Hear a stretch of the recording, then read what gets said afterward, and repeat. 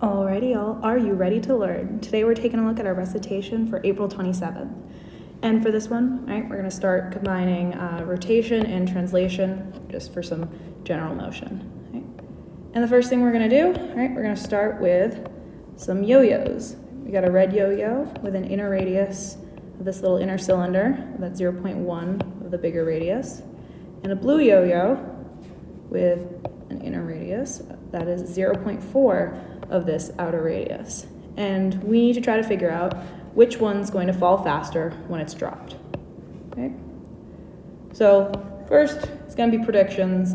I'm not going to spoil anything, so we're not going to do any calculations just yet, and we're just going to revisit this a little bit later. All right. But our first step we're going to do, right, since it's translating and rotating, right, when things rotate, we need an extended force diagram. Right? So here's my yo-yo.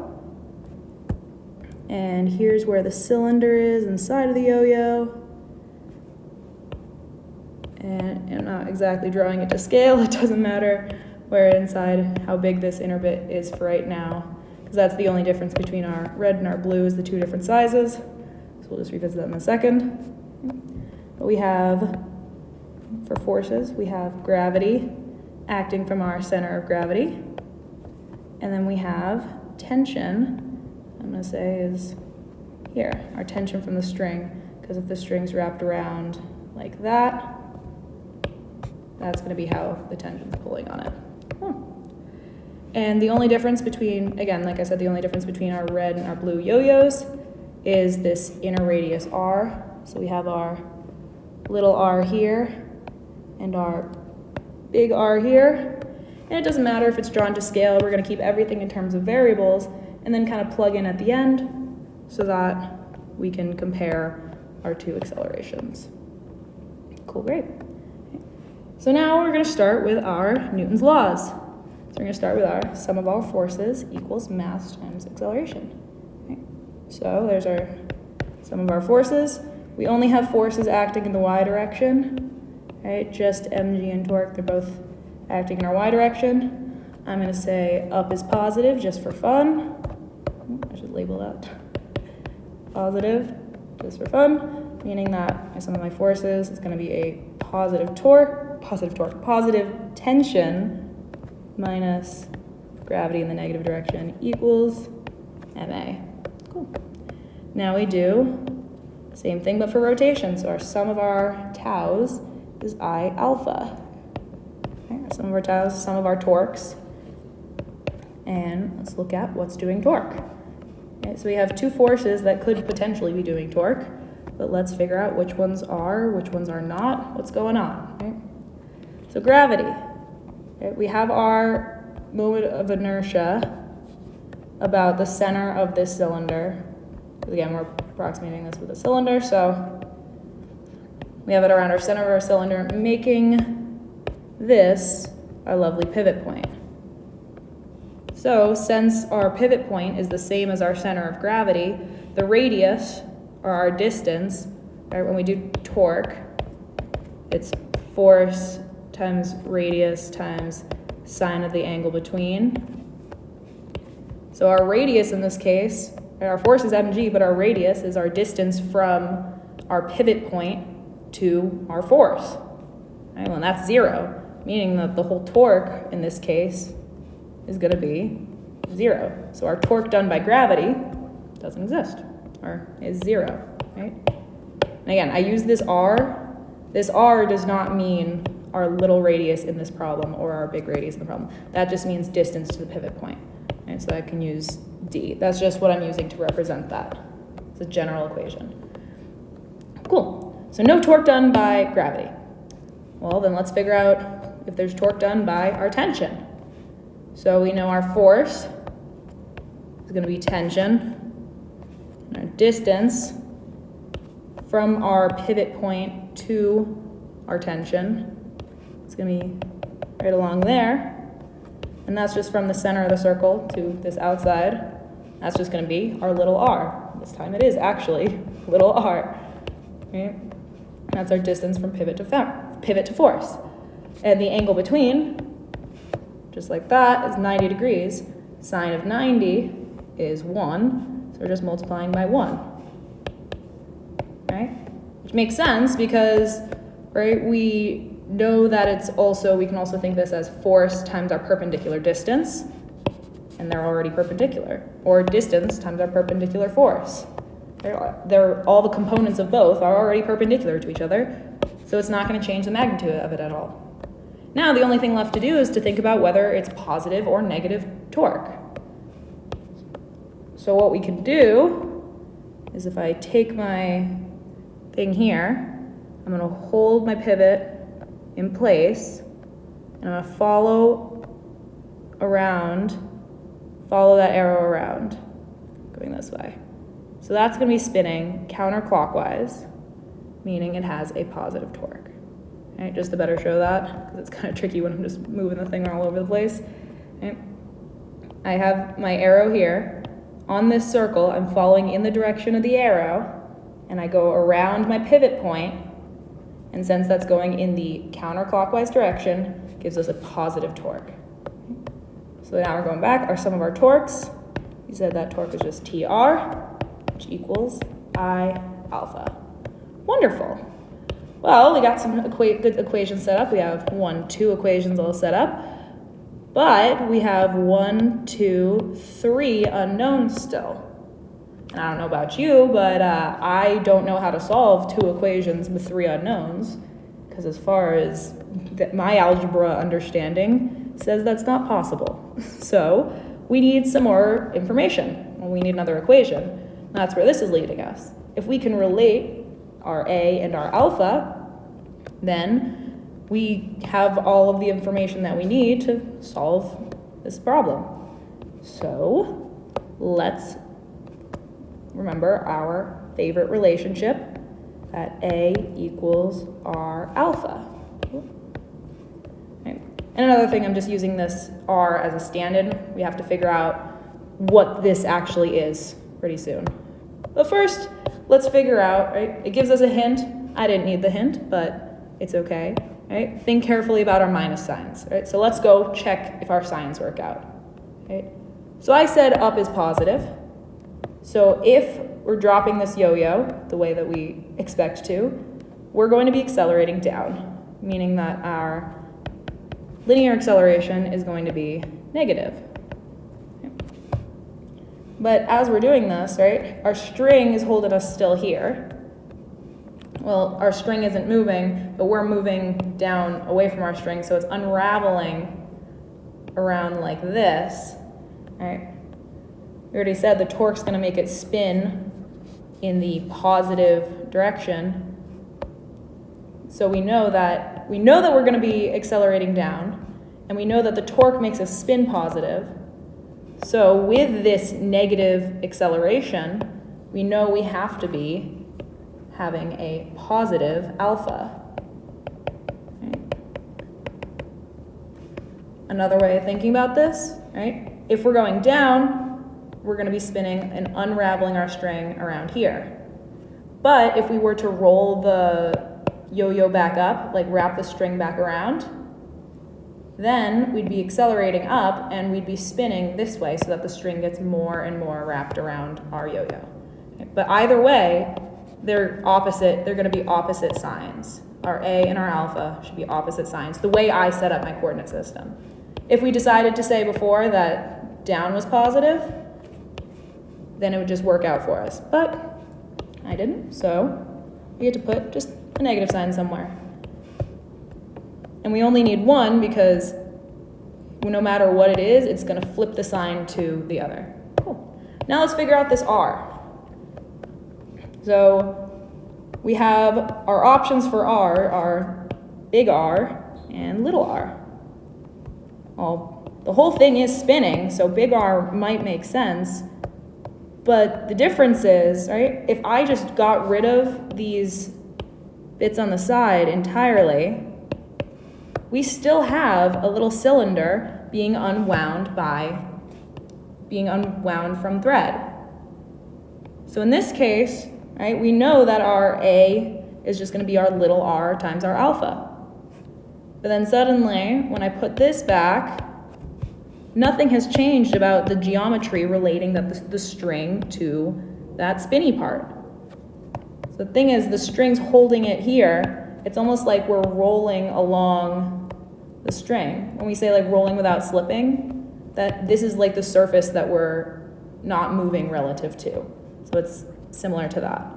That's why we're going to use a little r. So I kind of spoiled it by using r there, but it didn't really matter because we figured it out either way. Now we have our 3 equations, 3 unknowns. Wonderful, fantastic. Now we're going to take them, borrow them down to this problem, and solve us an acceleration. And we're trying to solve for acceleration in terms of g, little r, and big R. Well, we still have m in here somewhere, so let's just hope that cancels out. The only other thing that we need is that our I from the beginning was given with our 1/2 m big R squared.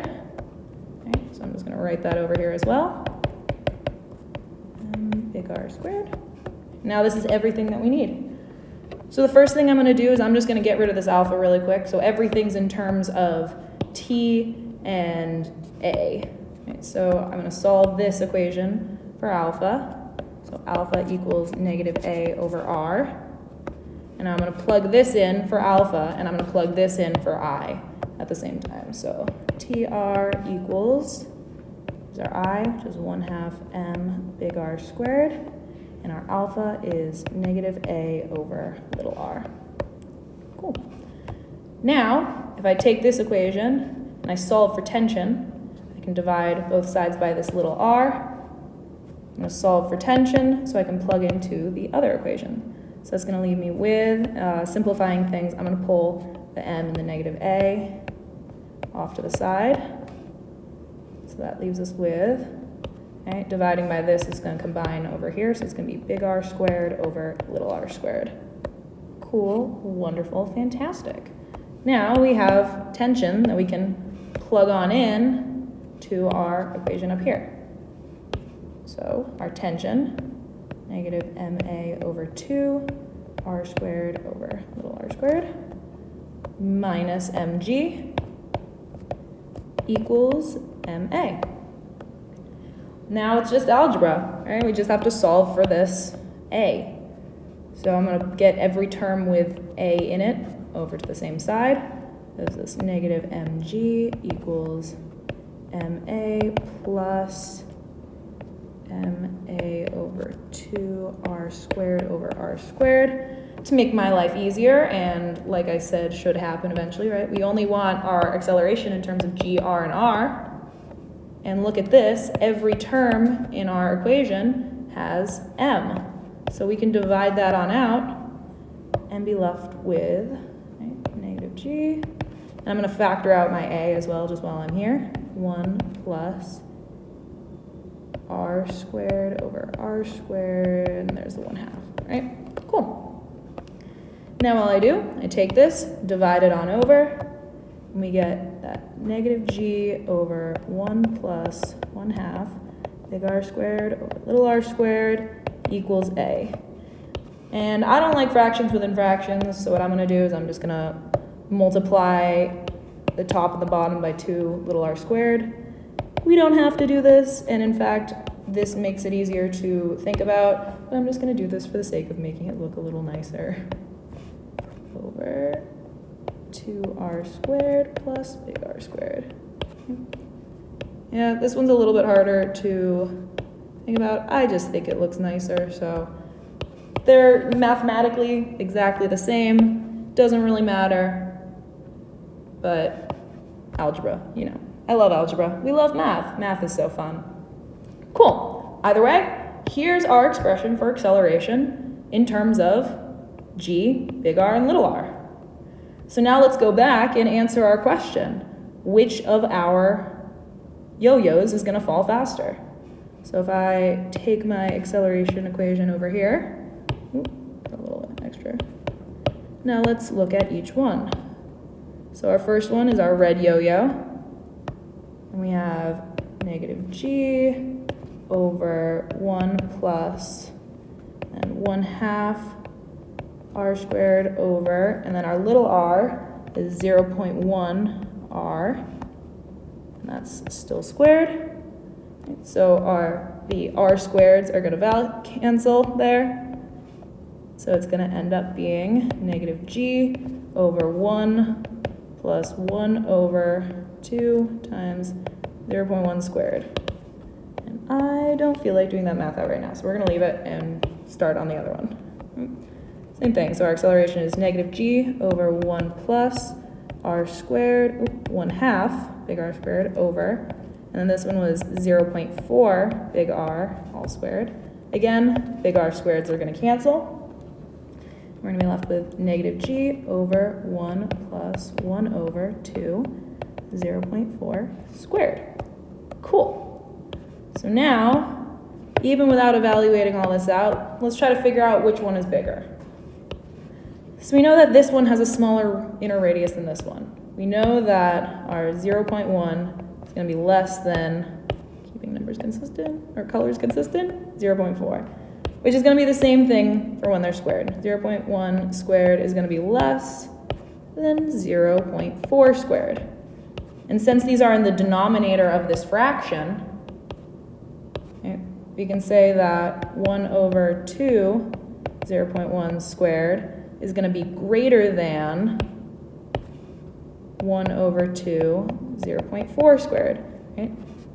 Because a bigger denominator means a smaller fraction. So this one has a bigger denominator, meaning that it's just smaller than this one. All right, and if we add 1 to both, obviously, the same thing is true, plus 1. So since this one is greater than this one, that means this, if g is going to be the same, which we know it is, we're still on Earth, right?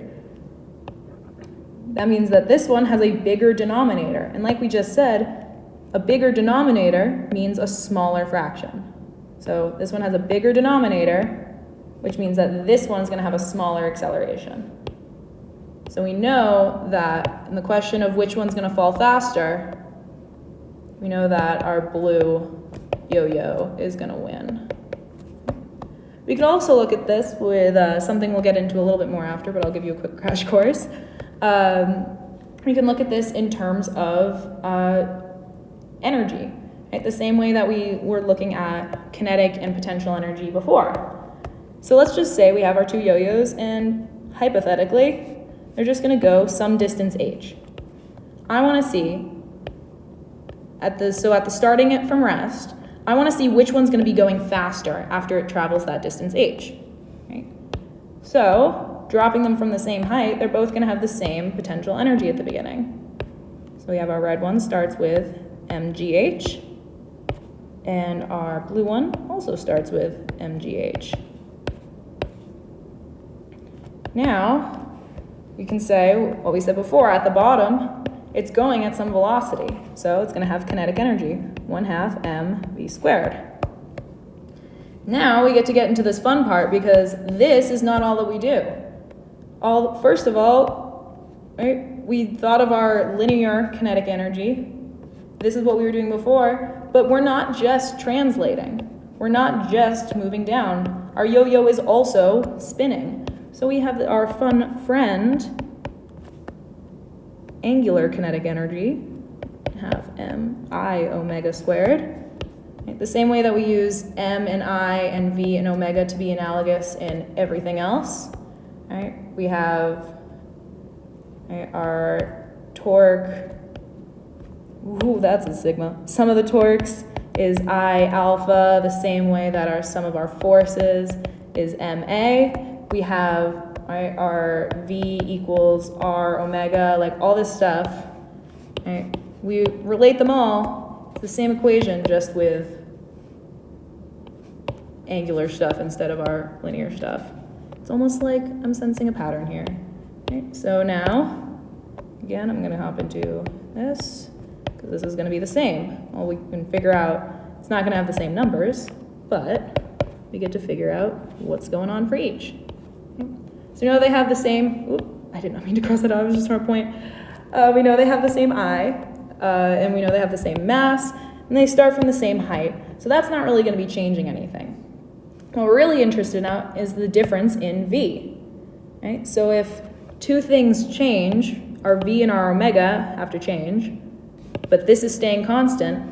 If our v over here, if this term is increasing, this one has to decrease. Or if this term's decreasing, this one has to increase so that we stay equal to the same thing. So what we can say, right, the same way that we did before, when we said that our A is our little r times alpha, I just wrote it above, but our V is r omega, and it's that same little r, again, because that's where we're kind of rotating around. That's where our string is attached. And it's the same for both, the only difference is different r values. So, plugging that into each equation, I don't know why I moved that back up, but we have mgh equals 1/2 mv squared plus 1/2 I. Solve this for omega. Omega is v over little r. And that leaves us with v over 0.1 big R, right? Because our red one has that radius. And the same thing for our blue one. mgh is 1/2 mv squared plus 1/2 I v over 0.4 r squared. So what I was saying before, if one term, the only things that are going to be changing between these two equations is v and omega. But now since we replaced that, the only thing that's going to change is v. So we just have to figure out how that works. If this term, right, is getting, since this is in the denominator, that makes this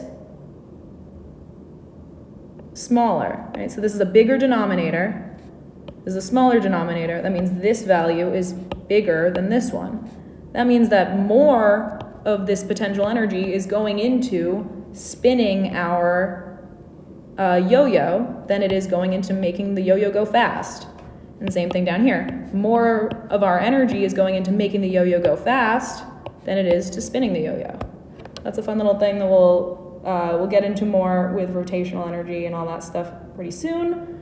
But just fun to notice that it works multiple ways to think about it. So now let's go on to our problem number 2. Right? So now we have our person standing on a rotating platform. So I'll get back to my black pen real quick so that we're not writing in rainbow colors anymore. So now we have to approximate the shape of a person, right? So that we can calculate a moment of inertia and do all this math. So I'm just gonna, to make things easier, I'm gonna draw a picture of a person really fast so that we have it for reference. Oh no, would you look at that? I accidentally just drew a cylinder. Well, it looks like we can use this instead. Good thing it's such a close approximation to what a shape of a person is. Here. Now it's a person. So, yes, either way, cylinder is a great estimate for a person. So that means we're going to be using that our I of the person is 1/2 mr squared. Only thing left to do is to estimate a mass and a radius. I'm just going to pick a couple numbers on average. I think the average mass of a person is about 62 kilograms. But that's a lot of effort, so we're just going to round it to a nice clean 60 kilograms. And I don't know the average radius of a person, but I'm going to say that 0.2 is a round enough number for me. 0.2 meters is a round enough number for me to round to make my numbers look nice and look easy. Okay. So plugging in, right, that's our 1/2. Our mass is 60 kilograms. And our radius is 0.2 meters squared. Again, very important, kilograms and meters, base units. We love our units. And that's going to give us 1.2. So there is our moment of inertia for our person. Estimated, of course. If you use different numbers, you'll get different numbers, and that's fine. It's all ballpark, right? All estimates. So first, now we have a bike wheel full of concrete. We have a given mass in kilograms, good. We have a given radius in centimeters, less good. Let's change that right here, 0.3 meters before we forget. And we spin the bike wheel with a given angular velocity, and we turn it so it's spinning clockwise. So what we can say is our angular velocity going clockwise is negative. That means that our omega is negative 20 radians per second to start off with. And spinning clockwise, viewed from above, that works. And we hand it to the person standing on the platform. Now we grab the wheel to stop it from spinning, meaning that all of this, we're doing a conservation of angular momentum. So we steal all of the angular momentum from the wheel.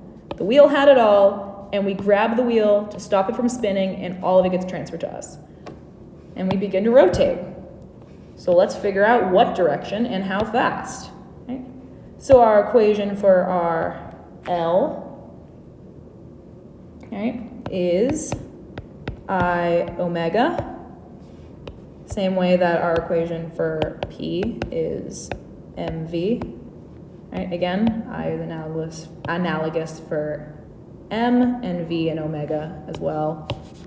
But we're looking at angular right now. Right? So in our first state, before we grab the wheel, it's just spinning with a given angular velocity. So let's figure out, if we have the angular velocity, let's figure out real quick what our I of the wheel is. I for a wheel is going to be mr squared. Yep. And plugging in some numbers. I'm not plugging in numbers just yet. It's fine. Right. But right, this is going to be, our L1 is going to be the I of the wheel and the omega of the wheel. And if we're including our person in our system, we're not rotating just yet. So that's going to be a nice 0 on our scale. So now we can solve this on out. It's going to be mass of the wheel, radius of the wheel, squared times, and again, we want this to be negative 20 because we're going clockwise. That's an important thing to remember. So that is going to equal negative 9. Cool, wonderful, great. Now, so that's our momentum of our first state. Now let's get our angular momentum of our second state. Same thing, it's going to be I omega, but this time our wheel isn't spinning, so it's going to be a nice 0, plus r I of the person, and r omega of the person.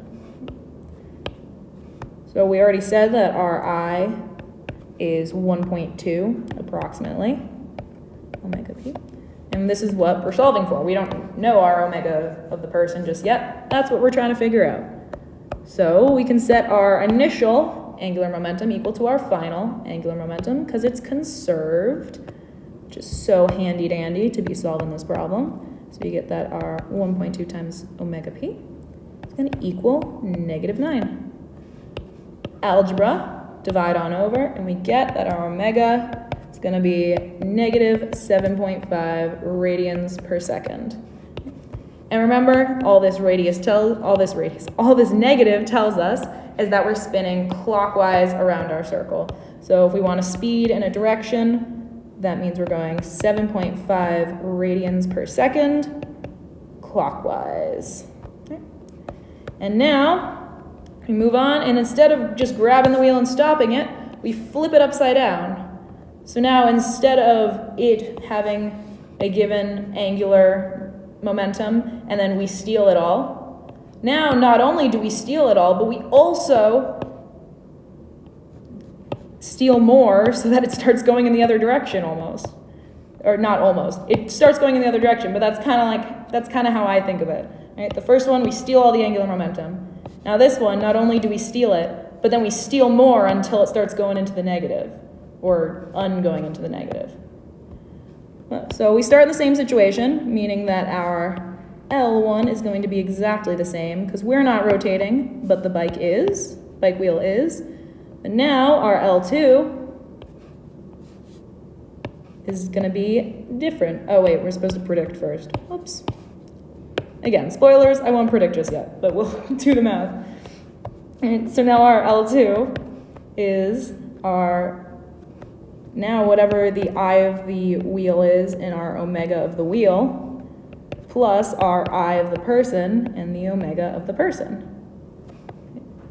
So, right, if the wheel's still spinning, it's spinning opposite now, we have, and our person is spinning, we have to figure out how fast the person is spinning. This is what we're solving for, because we still know this, we still know this, and we do know this because it's the same angular velocity it started with, but just this time flipped to counterclockwise. So what I can say is that this is going to be I of the wheel times negative that original omega that I've been using, plus I of the person and omega of the person. So now we get to do our best friend, some algebra. All right, we're going to set this, our final angular momentum, equal to our initial angular momentum. So we say that our I of the wheel times that negative, and it's a negative 20, so it's just going to be positive 20. And that's going to be plus I of the person, which is 1.2, omega of the person, which is what we're solving for, equals -9, our initial angular momentum. So solving all this out, and we already know that I times omega, just in terms of magnitude, this time it's just going to be positive, so it's going to be a positive 9 here. So 9 plus 1.2 omega p equals -9. Our best friend algebra comes back to visit. 1.2 omega p equals, subtracting 9 from both sides, -18. And oh look, 1.2 omega times 1.2 times omega equals -18. Before, we had 1.2 times omega equals -9. Well, this is just twice that. So that means our omega is going to be double the omega from before. And if we actually divide it all out, that's exactly what I get. Our omega is going to equal -15 radians per second. And the same thing as before, all that means is 15 radians per second clockwise. Okay? Which, I mean, it was going to be my prediction either way, but it makes sense that we're going twice as fast in the same direction, because we have to steal what we stole before, steal all that momentum, so that we can get the bike wheel vertical, but then we keep going, and we go exactly that same, right? So we start with it horizontal, get it to go vertical, and then we switch it so it's horizontal again. So we go that same distance we go the same change from here to here, those we do from here to here, just in the same direction, so we just double it, really. It's a little tricky to think about, but we're stealing a lot of momentum. That's really the moral of the story. Oops, spoilers for Friday. All right, well, I hope you found this video at least a little bit helpful. Let me know if you have any more questions about this recitation, or if you have any other problems that you want me to try to explain, and I'll do my best to try to explain it, because I guess Sydney explains stuff.